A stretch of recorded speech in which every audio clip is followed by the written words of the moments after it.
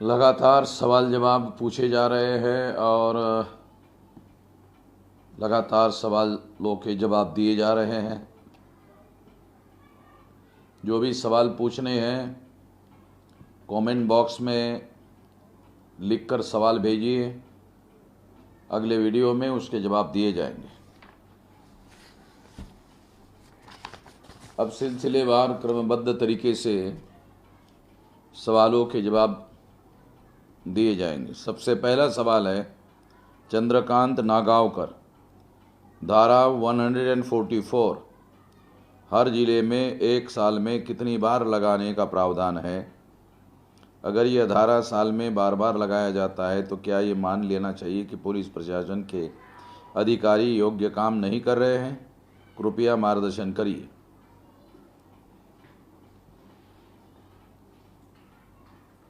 कुछ दिनों पहले सुप्रीम कोर्ट ने ये निर्णय दिया कि 144 की जो धारा है उसको बार बार लागू नहीं किया जा सकता।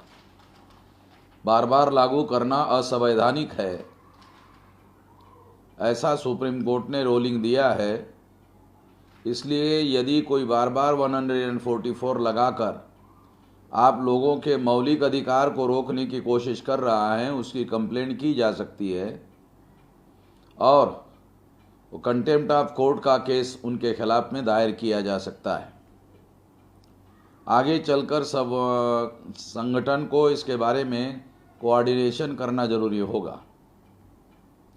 विजय जाधव, कर्नाटक में बंजारा, भावी, कोरमा और कोरचा कास्ट को एससी में से निकालने के लिए एससी कमीशन कर्नाटक सरकार का राय पूछा है। क्या निकालने का प्रावधान है संविधान के अनुसार?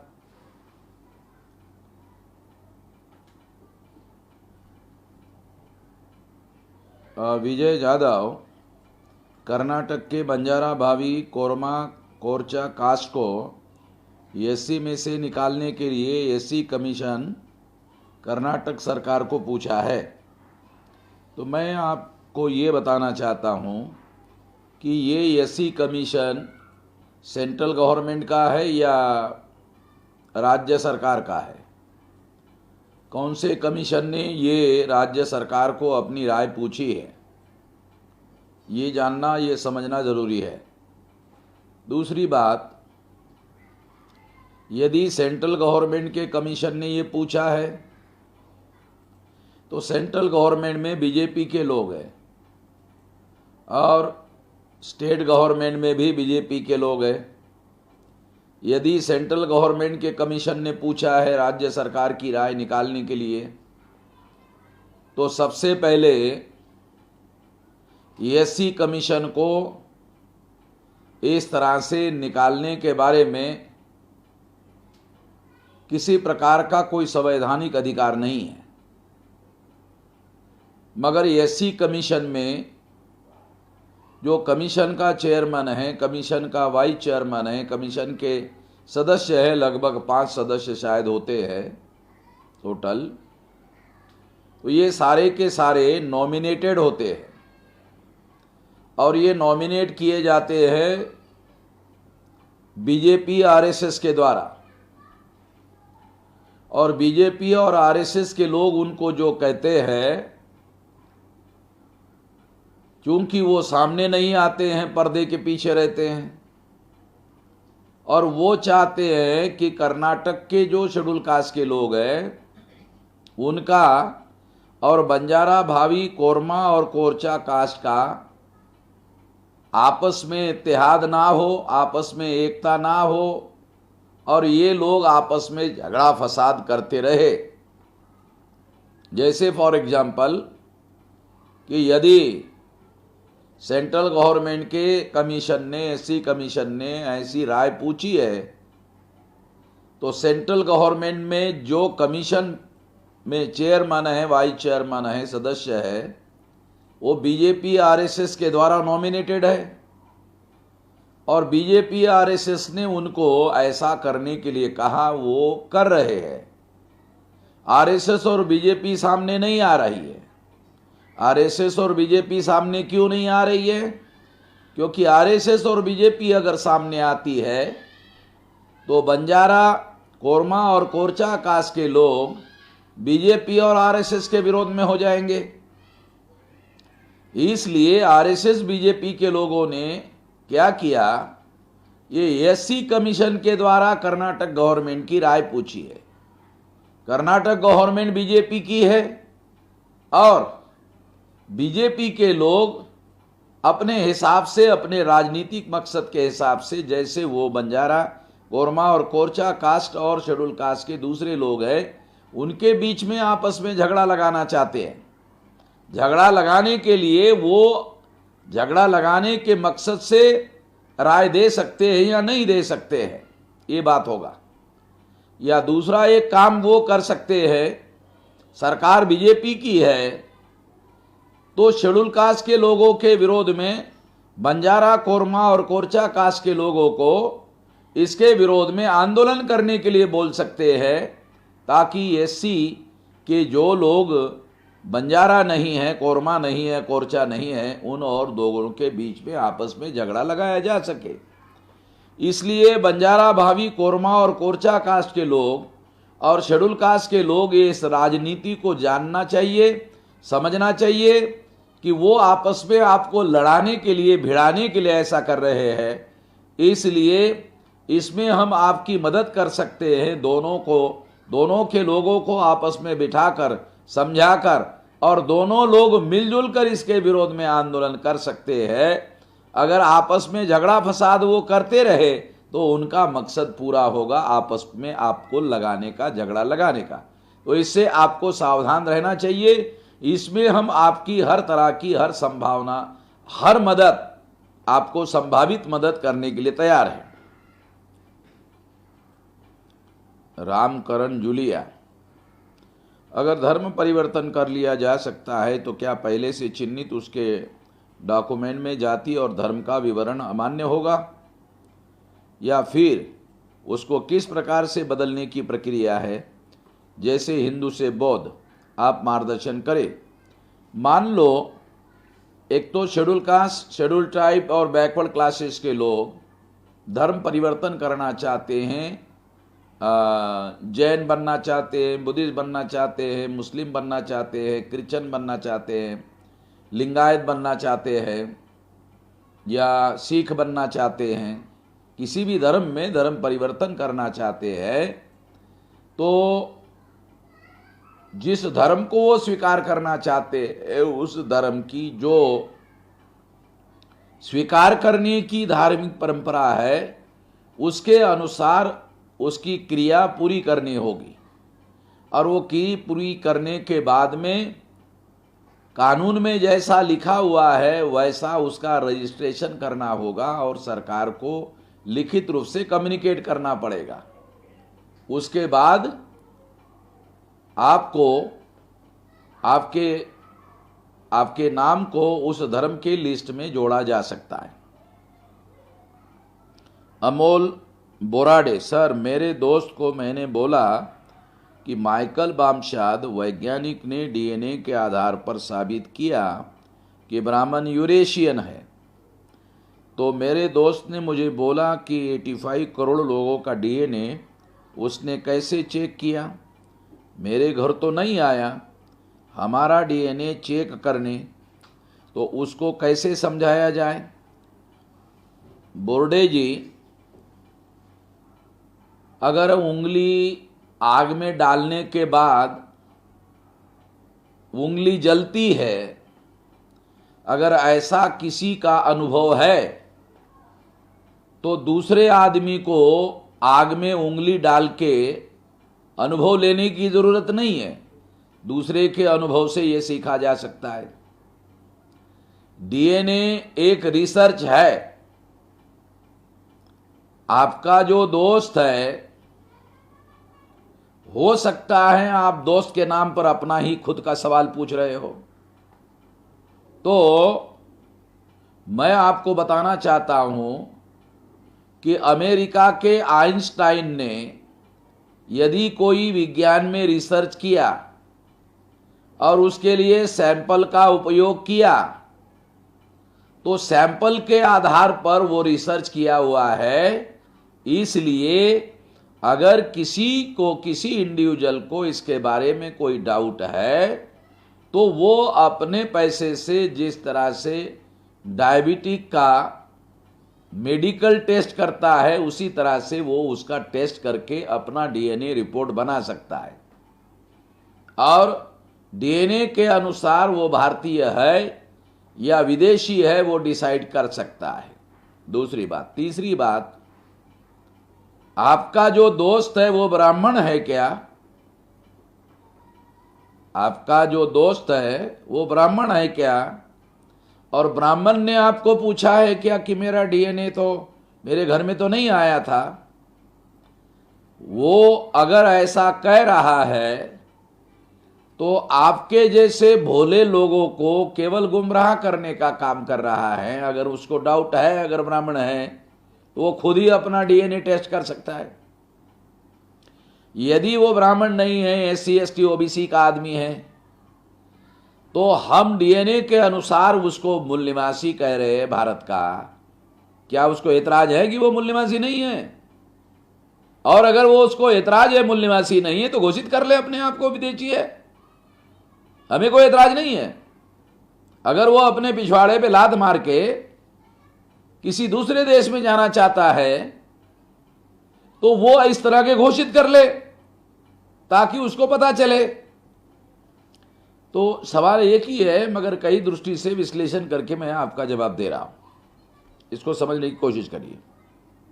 संतोष सर, हमारे समाज के लोग इस महामारी से ज़्यादा भूखमरी से जूझ रहे हैं, इसके लिए क्या उपाय है? क्योंकि सरकार की मदद तो केवल टीवी तक ही सीमित रह गई है, या सरकार जानबूझकर हमारे लोगों की उपेक्षा कर रही है?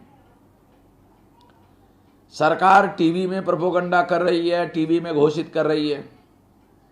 अगर सरकार ने इस तरह का कोई एग्जीक्यूटिव ऑर्डर टीवी में जो वो प्रोपेगेंडा कर रहे हैं, और अगर प्रोपेगेंडा कर रहे हैं तो क्या सरकार ने कोई एग्जीक्यूटिव ऑर्डर जिलाधिकारी को भेजा है?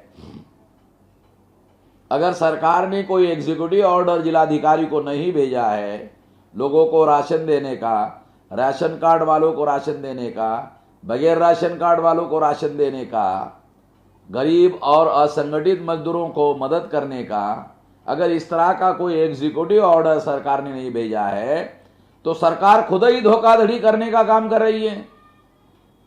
तो इसके विरोध में जल्दी ही हम लोग कोई आंदोलन शुरू करने की योजना बना रहे हैं, और अगर कहीं पर ऐसी डिफिकल्टी आ रही है तो प्रशासन के उस अधिकारी को लिखा जा सकता है या प्रशासन के उस अधिकारी पर दबाव डाल के गरीबों को मदद करने के लिए कहा जा सकता है। आप हमें लिखिए। मेघवाल लाल भंवर सर, जानकारी और समझदारी में अलग अलग कैसे है? जैसे कोई जानकार आदमी है, आग में उंगली डालने से उंगली जलती है, ये जानकारी है। आग में उंगली डालने से उंगली जलती है, जानकारी है। तो क्या इसके लिए आग में उंगली डालकर अनुभव लेने की जरूरत है? नहीं है। अगर कोई आदमी आग में उंगली डालकर अनुभव लेना चाहता है तो इसका मतलब है उसके पास जो जानकारी है वो केवल जानकारी है, उसके पास समझदारी नहीं है कि आग में उंगली डालने से जलती है। अगर उसके पास समझदारी होती तो वो इस समझदारी का उपयोग करते हुए आग में उंगली डालने का काम नहीं करेगा। नहीं करेगा तो माना जाएगा वो केवल जानकार नहीं है, समझदार भी है। अशी सिंह, लॉकडाउन में दिल्ली सरकार ने एनआरसी के विरोध में बैठे हुए लोग थे, उनको घर से हिरासत में ले रही है। ऐसे में क्या करना चाहिए? हमें लिखित रूप से भेज दीजिए। वहाँ की उस सिचुएशन को ध्यान में रखते हुए आपको ऐसी स्थिति में क्या करना होगा, हम आपको मदद करेंगे। अशोक खन्ना साहब जी, जय मूल्यवासी। मैंने जितने दार्शनिकों का अध्ययन किया लगभग सभी के मूलभूत सिद्धांतों में समानता है, पर मुझे ऐसा लगता है कि सिद्धांतों को बिना कानूनी जामा के समाज में समता स्थापित नहीं की जा सकती। मार्ग प्रदर्शित करें। खन्ना जी, सभी दार्शनिक लोगों का सिद्धांत समान है, ये मानना ही गलत है। क्यों? अगर सभी दार्शनिकों का सिद्धांत एक ही जैसा है तो फिर अलग अलग दार्शनिक होने की क्या जरूरत है? तो ये आपको पहले समझने की जरूरत है। दूसरी बात यह है कि समाज में जो विषमता है, गैर बराबरी है, इसको समाज में स्थापित करना है तो स्थापित करने के लिए कानून बनाना जरूरी होता है। कानून इसलिए बनाना जरूरी होता है कि सरकार को कोई काम करना है तो कानूनी जामा पहनाकर किया जा सकता है। दूसरा, यदि कोई कानूनी जामा पहनाने के बाद सरकार अमल करती है और कोई विरोध करता है तो विरोध करने वालों के विरोध में कानूनी केस किया जा सकता है या रुकावट डालने वाले लोगों को रोका जा सकता है। रोकने के लिए कानून होना जरूरी होता है। तो ये कुछ बातें हैं जो सामान्य रूप से समझना जरूरी है। परवेज शेख, मीडिया पर कंट्रोल करने के लिए कोई ठोस कदम उठा सकते हैं?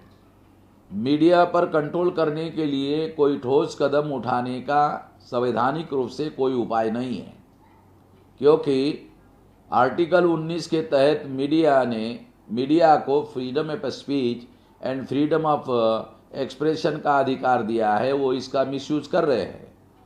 इसके विरोध में सुप्रीम कोर्ट में केस दायर किया जा सकता है यदि वो कानून का और मौलिक अधिकार का उल्लंघन कर रहे हैं। तीसरी बात,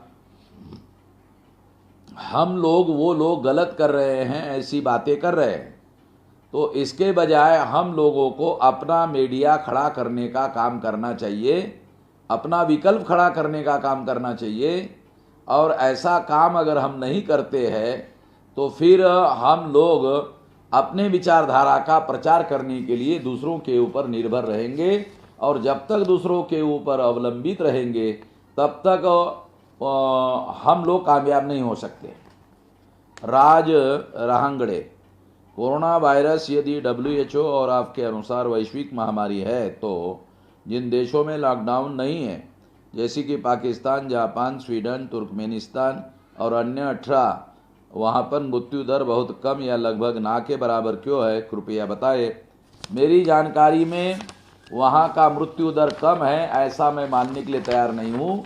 पाकिस्तान में भी लॉकडाउन घोषित कर दिया गया है और वहाँ भी 8000 से ज़्यादा कोरोना वायरस के मरीज हो गए हैं, और ऐसा माना जा रहा है कि रमज़ान के बाद अब ये मरीजों की संख्या बहुत बड़े संख्या में बढ़ने वाली है। ऋषभ विद्रोही, मैं ऋषभ वसा के वर्धा महाराष्ट्र से हूँ। अंग्रेज़ों ने 31 में जो जनगणना की थी उसके अनुसार OBC 52% था, लेकिन OBC यह टर्म संविधान में तो 1950 से आई है। तो मेरा सवाल यह है कि 31 में OBC की जनगणना किस नाम से हुई थी, जबकि OBC शब्द ही अस्तित्व में नहीं था? कृपया मार्गदर्शन करें। जो अंग्रेज़ों की सरकार थी उनके पास भी कानून थे, और 1871 का जो कानून है उसके अनुसार ये जनगणना होती थी। उस जनगणना में भी इसी तरह का प्रावधान होता था, जाति आधारित गिनती का। तो जाति आधारित गिनती के आधार पर वो गिनती हुई थी, इसलिए 31 के सेंसस का डाटा आधार बनाकर ये 52% का परसेंटेज निकाला गया है। इसको समझने की जरूरत है।